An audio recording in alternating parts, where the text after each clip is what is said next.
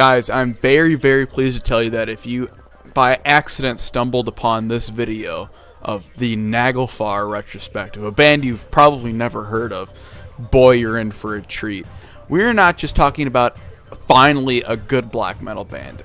That's not even close to describing how fucking great this band is. We're talking about one of the only bands, in fact, the only band I can think of that are absolutely perfect. You know, there's a lot of bands that put out nothing but really, really excellent material album-wise. We're talking about 3 albums. Only 3. Probably the shortest amount of albums I've ever had to talk about in a retrospective. And all of them are equally good, and all of them are perfect. And all of them take it even a step further than just being flawless song to song to song. Each song is its own incredible body of work. Each song is like, oh, this is the best song the band has ever written. And the next song, oh, this is the best song the band has ever written. They keep outdoing themselves, but everything is so excellent and pure. Everything they've ever written has been nothing but absolute perfection, which is why I think technically, out of all the bands that I have ever listened to, Nagelfar's discography is the absolute best. And before we even delve into the music, I would like to happily state that Nagelfar are probably the greatest black metal band and one of the greatest bands of all time. It's crazy to think that some obscure German metal band could put out 3 mind-blowing albums, and then instead of taking the risk of putting out something subpar, cut off the discography with nothing but absolute 10 out of 10 material. The guitarist Zorn and the drummer Rakathus von Meilenwald, or something like that, formed the band in 1993, and they vowed when they formed the band that if either of them left, the band would end for sure. And little spoiler, that's why they actually didn't continue their discography. But hey, they still cut it off at such a perfect point. Then they got a bass player by the name of Sven Heckelberg or something like that. And then they got Jandar on the vocals. And this lineup recorded 2 demos we have, As the Gates Open and Hunt. Both of them are abysmally produced. And the only reason I'm not really talking about the music on them too much and only talking about the studio albums is because, well, I don't want to ruin the reputation of saying that this band is perfect. So I'm just going to discredit these demos as counting as studio albums. But goddamn, I'm pretty sure the music would be good on there if I could actually hear it. Even for black metal, this is too noisy. It is completely incoherent and unlistenable. I mean, trying to find a note in this muddlefuck of production is like finding hay in the needle stack. But then in 1997, this obscure German band got the chance of a lifetime to record a studio album and to rebirth their entire sound. Instead of going for a raw, generic black metal sound, and a raw black metal sound that was completely incoherent, they decided to go for something interesting, to go for a black metal style that was progressive. And Nagelfar went into the studio in 1997 and released their first masterpiece, Dolmen in the Autumn.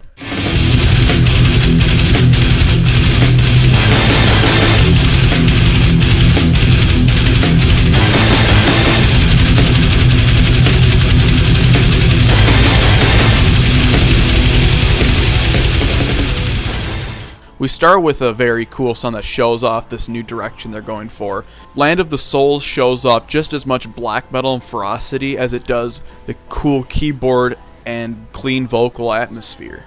Portrait of the Apocalypse is another really kick-ass song. And there's a cool, interesting song we'll talk about on here called Strongruth, something like that, the 3rd chapter. Now, the reason it's called the 3rd chapter is because they actually had a 2nd and 1st chapter on those 2 god-awful demos. But we're not going to talk about those, but this is the continuation of that cool fantasy story that they were doing.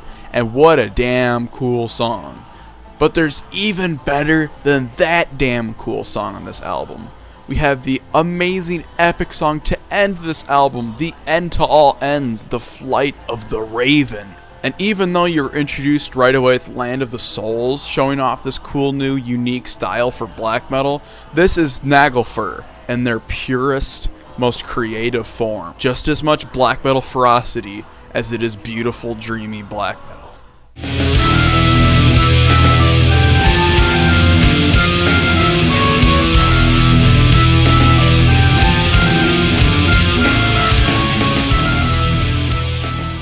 Now, a bunch of weird things started to happen when they were recording what would become their second album, Stronger. Fuck that shit.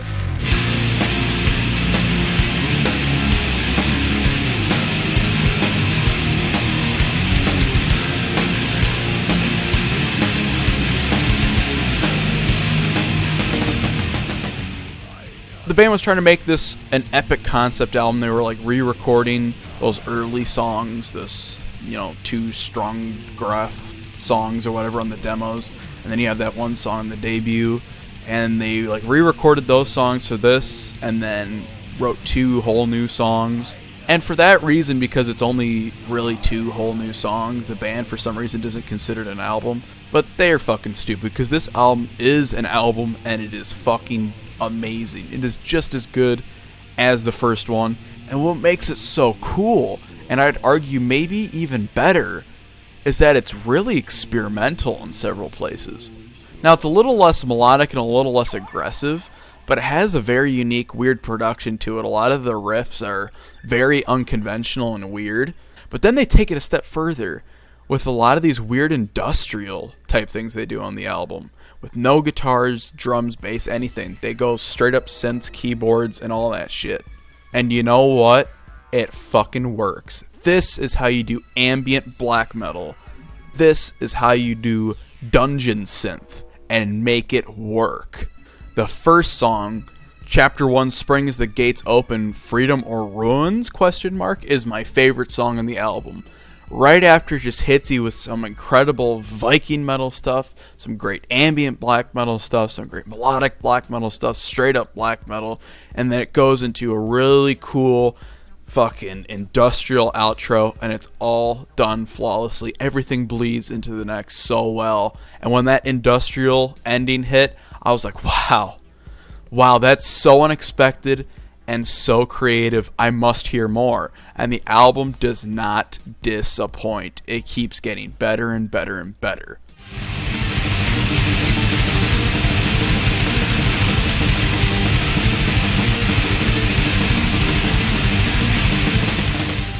Now, the ending of the album is incredibly lengthy, an 18-minute song that you could argue maybe gets kind of, a little too long, but man, it is relentless. Great riff after great riff after great riff. But one more song I do want to talk about is the 4th song, Chapter 4, The Winter Debris.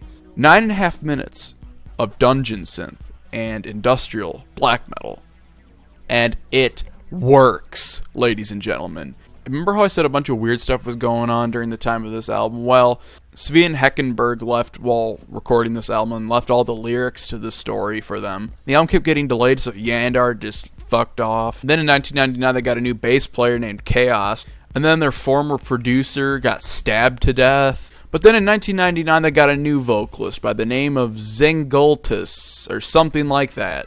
And then Chaos left the band in 2000. And just the 3 remaining guys decided to record a masterpiece of black metal. In 2001, the black metal lovers were hit with one of the absolute, bar none, greatest black metal albums ever. They went really heavy on this album. They went old school on this album. Because in 2001, we were hit with a virus from the West.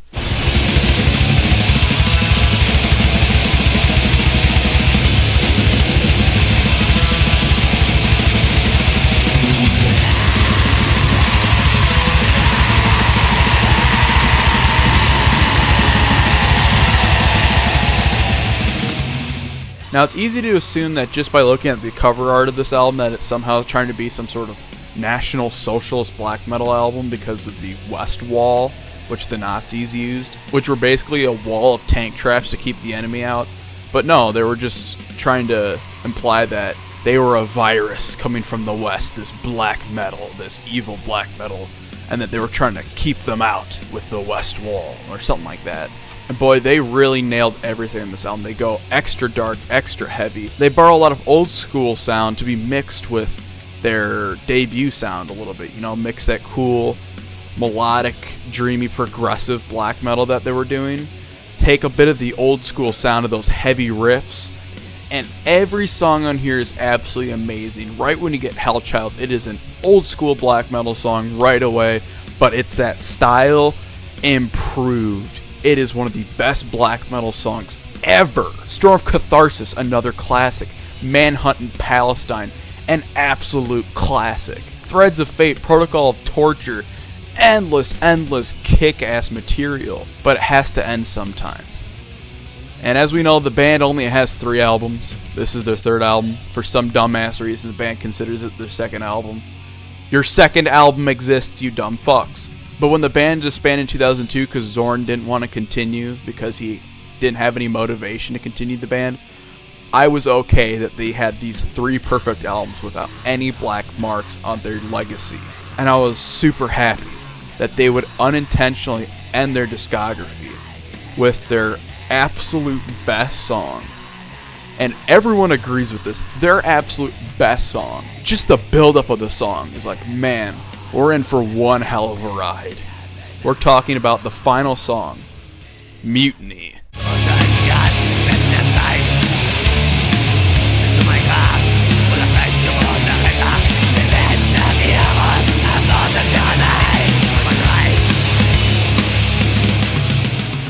But man, if I were to like rank their albums for you, shit, they're all the same, dude. They're all equally good.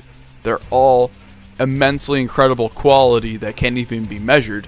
But if I were to pick a personal favorite just to start with, I'd go maybe Virus West because it's so refined, it's so kick-ass, and it's a little bit more akin to early black metal. So if you're looking for something to get into them, that's probably the place to go to. But man, just start at the beginning and go through all their albums and you'll be fine. And to those of you who have heard of this more obscure black metal band and you don't consider Virus West or any of their albums to be some of the best black metal or some of the best music ever recorded, I must promptly ask you the inquiry, what are you doing?